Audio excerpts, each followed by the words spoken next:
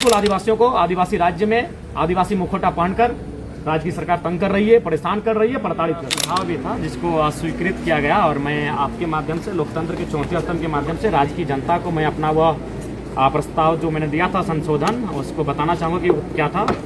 मेरा प्रस्ताव ये था कि अभी वर्तमान में क्या होगा कि जो प्रभारी मंत्री होंगे वह विश्वविद्यालय के प्रति कुलाधिपति होंगे।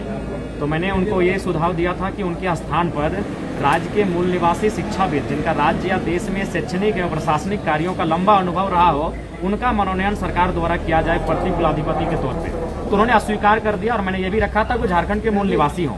तो देखिए इससे क्या होगा कि अगर शैक्षणिक संस्थानों में अगर मंत्री प्रभार में रहेंगे, प्रभारी मंत्री अगर प्रति कुलाधिपति रहेंगे तो कहीं ना कहीं शिक्षा जगत को भी पॉलिटिक्स में ढाल दिया जाएगा और वहाँ मैंने शिक्षा की बातें कम और पॉलिटिक्स की बातें ज़्यादा होंगी, जो मेरे अकॉर्डिंग उचित नहीं है। और राज्य सरकार का मेरे प्रस्ताव को अस्वीकार करना भी यह दर्शाता है कि वह मूलवासियों की हितैषी नहीं है। मैंने तो यही कहा था कि मंत्री को ना होकर कोई ऐसा शिक्षाविद हो जिसका राज्य और देश में एक लंबा अनुभव हो और जो झारखंड का निवासी हो, तो उसे सिरे से खारिज कर दिया गया।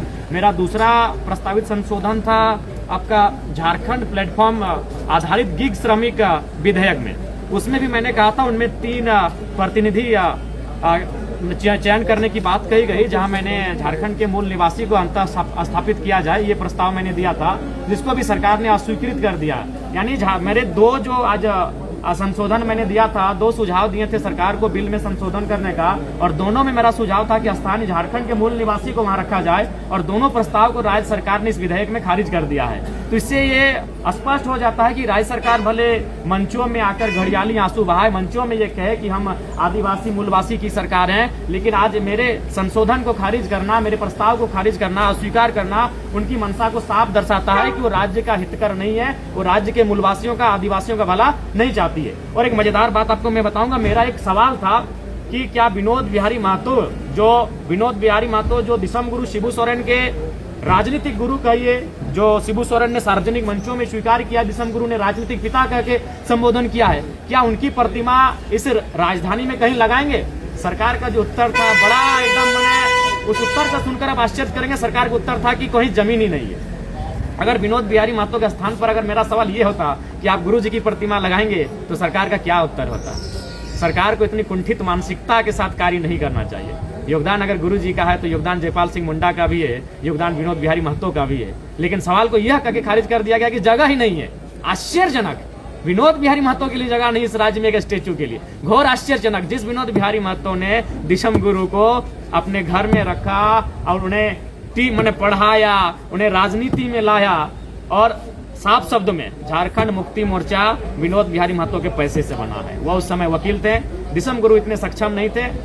बेशक वो एक बहुत बड़े मास लीडर थे, संथालों की बहुत बड़ी आबादी होती है, इसलिए कॉमरेड एके राय और विनोद बाबू ने प्राथमिकता दी थी कि इस शख्स को बड़ा नेता बनाना, उन्होंने बना दिया। लेकिन जो पैसा लगा था वो विनोद बिहारी महतो का था, वकालती का पैसा लगा था। जो कागज और कलम और स्याही लगी थी झारखंड मुक्ति मोर्चा बनने में वो विनोद बिहारी महतो का था। पर सरकार का उत्तर है कि राजधानी में कहीं जमीन ही नहीं है जहां उनकी प्रतिमा बने। तो सोचिए अगर मेरा सवाल जस्ट खाली विनोद बिहारी नाम के जगह पर जयपाल सिंह मुंडा या दिसम गुरु शिबू सोरेन का होता तो सरकार का क्या उत्तर होता?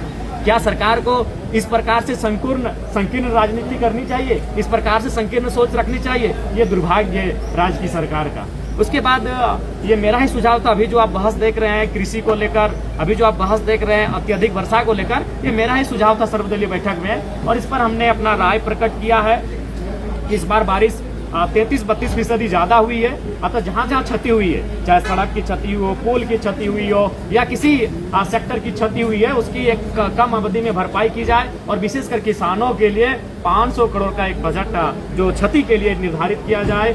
जिनके आवास का क्षतिग्रस्त हुआ है उन्हें कम समय में आवास अलॉटमेंट किया जाए और जो अगर निधन हो जाता है, किसी की मृत्यु हो जाती है इस आपदा में, तो 10 लाख का मुआवजा उस परिवार को मिले। ये मैंने सरकार से मांग किया है। क्या सिराज जी? हाँ बिल्कुल मैं उस स्टेटमेंट पर पीछे क्यों हटूंगा? सवाल हर जगह होते हैं। मैं गुरुजी का सम्मान करते हुए मैंने सवाल पूछा कि 10 दिन में अगर एक गांव की तस्वीर सुधारी जा सकती है तो क्या 25 सालों में झारखंड के आधे गांव की तस्वीर नहीं सुधारी जा सकती है और अगले 10 सालों में बाकी गांव की तस्वीर नहीं सुधारी जा सकती है? मैंने ये तर्क दिया है और मैं अपने इस तर्क पे कायम हूँ। जेटेट अभ्यर्थी क्या कहेंगे?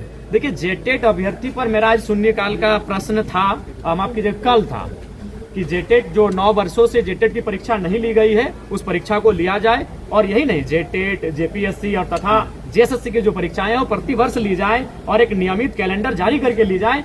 मैंने ये सरकार से मांग किया है शून्यकाल के माध्यम से। अच्छा, पूर्व मुख्यमंत्री चंपई सोरेन ने कहा है कि रिम्स 2 का जो निर्माण हो रहा है वो गलत जगह पे हो रहा है, जनता अब उसका निर्णय लेगी, जनता तय करेगी और इसके साथ ही आने वाले समय में वो लाखों लोगों के बीच में बैठेंगे।